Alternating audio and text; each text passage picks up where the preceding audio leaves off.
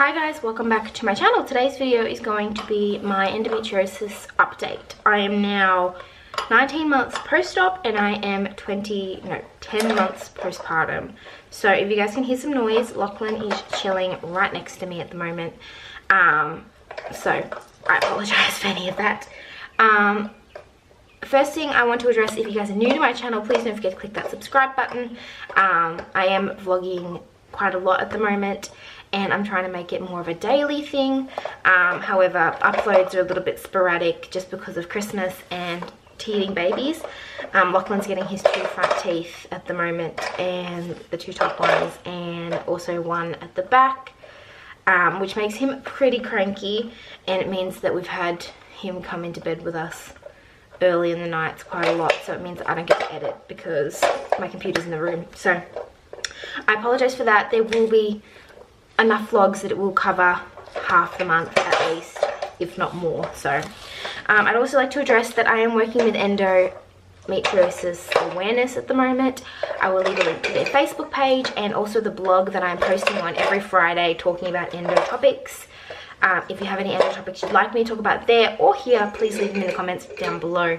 If you are new to this and you're just looking for some endo support or endo information, I will leave also the link to my endo video down below as well, because that goes through my whole incredible background and story of how I got to where I am.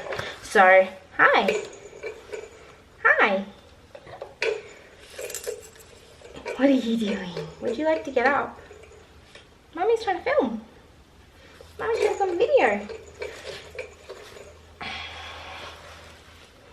This is Lachlan. If you guys are new to my channel, he is 10 months old next week and a little monster who just wants to touch everything that's mine right now. So I'm gonna pop him here and hope to Lord he just can sit and play for this video. So like I said, I am almost 10 months postpartum. Lachlan was born late Feb, the 21st of February. He was actually a week early, so that was nice. And my whole labor and delivery story will also be linked down below if you're interested. He was a quick birth. Yes! He is laughing at me and trying to climb my leg right now, if you can't see. We're currently standing up all the time, everywhere. Never wants to be on the ground anymore. Can I help you? Can I help you? This is why I get nothing done. This is why I get nothing done. Did you know that?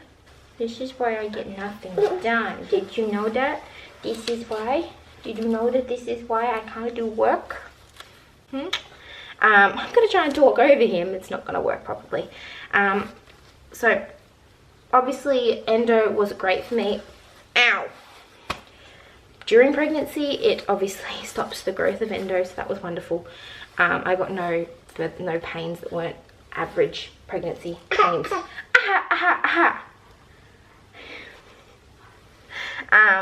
8 weeks post-op, I went and got Implanon implanted into my arm as my method of birth control postpartum. That is supposed to help with the growth of endometriosis, as it is a progesterone-based hormone, and I have had it previously before my little man came along. So I had that in, like I said, 8 weeks postpartum, and it was fine. I got some bleeding when it first came in, and then after that it settled. I had irregular bleeding every now and then, a couple days here, a couple days there, nothing too excessive. Then I got to about 7.5, 8 months postpartum, and I was getting some pretty big issues. I was getting a lot of cramping, as well as a lot of irregular bleeding, passing really large clots, and the bleeding would be a couple days on, couple days off, couple days on, couple days off, and it would last for a month. It lasted for about a month, I should say. Before I went into my doctor when it first started, she said leave it for now. It might just be a mid-cycle bleeding, you know, it might just be some breakthrough bleeding, leave it. It didn't pass. The clots were getting bigger, so we proceeded to remove the implant. Do you have to? Here. Play with your teddy. we proceeded to remove the implant at 8 months because we decided that we were happy to try for baby number 2 anyway. You guys will be thinking, that's crazy, I only have an 8-month-old, why would I want another baby? But post-op I was given the option that if I want more than 1 child, I will have to have them close together, and we would like 2.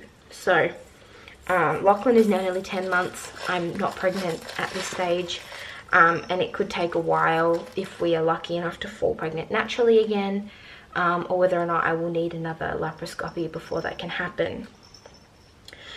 So like I said, we had our implant removed at 8 months. We have been trying since 8 months, not preventing a baby, and that's where I'm at the moment. I'm getting cramping mid-cycle and cramping during my cycle.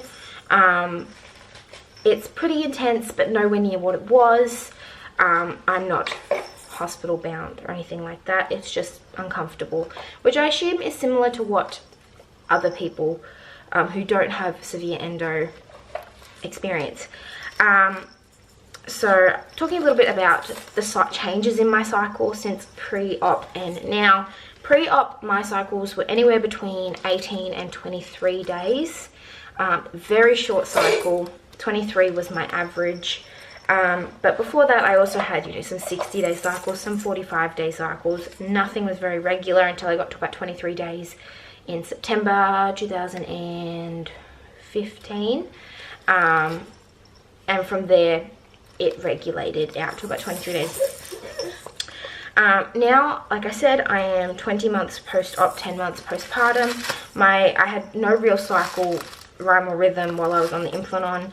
I'm now having my first cycle post implant removal was 18 days, which is just incredibly short. It was a bit of a surprise when it did come, but I think that may have been my hormones regulating because I was having irregular bleeding before that. The last cycle I've had was 29 days. So that is the longest cycle I've had that I know of.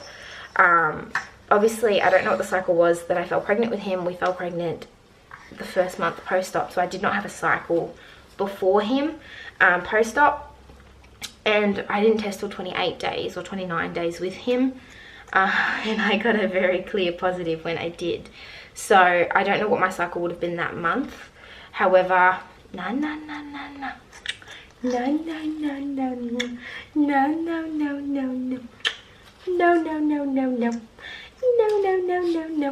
He just wants to grab everything.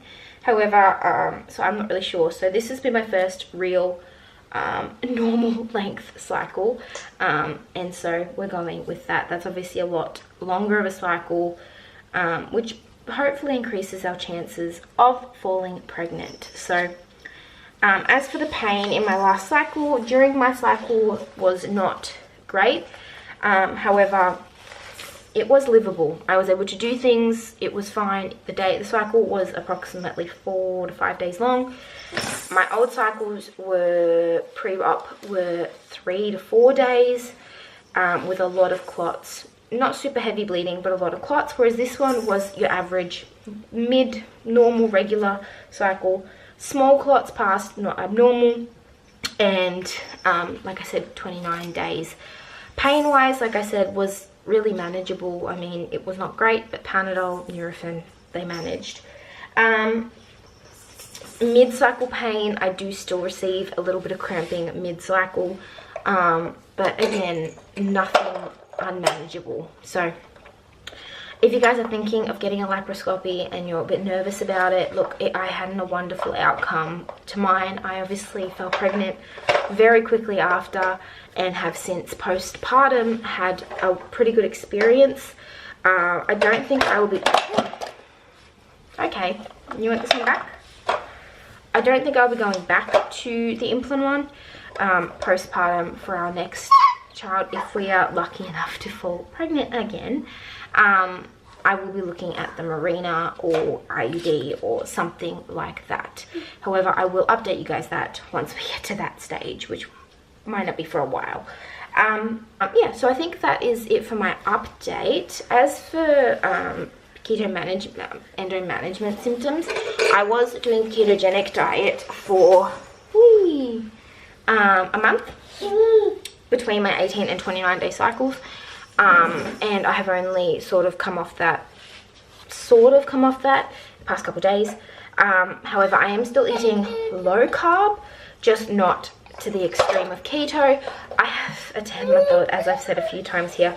He eats what we eat, and it's just not possible at the moment for me to eat completely low carb all the time, because he needs carbs in his diet. Like I said, he's growing, and I need to be aware of that. It is very difficult to eat incredibly low carb in that way, and so we are not doing keto at the moment. However, I will do a keto update for you guys soon, just to let you know why, the symptoms, the research, all that sort of stuff. Hello, I will do that soon, along with this little monkey's 10-month update, which will be coming next week sometime, because he's 10 months in a week from today. I've just decided he can stay this little forever. However, thank you so much for watching. If you guys are new to my channel, please don't forget to subscribe and stick around for regular vlogs and updates. If you have any topics, questions, anything like that you want to talk about, please leave them in the comments down below. All the links will be in the description box, as I said before. And I'm going to head off and play with this little monkey. Thank you so much for watching. Have a wonderful day. Bye. Say bye. Say bye. You gonna say bye? Lachlan, say bye. Say bye. Good boy. Good boy. Say bye. Bye. Good boy. Bye.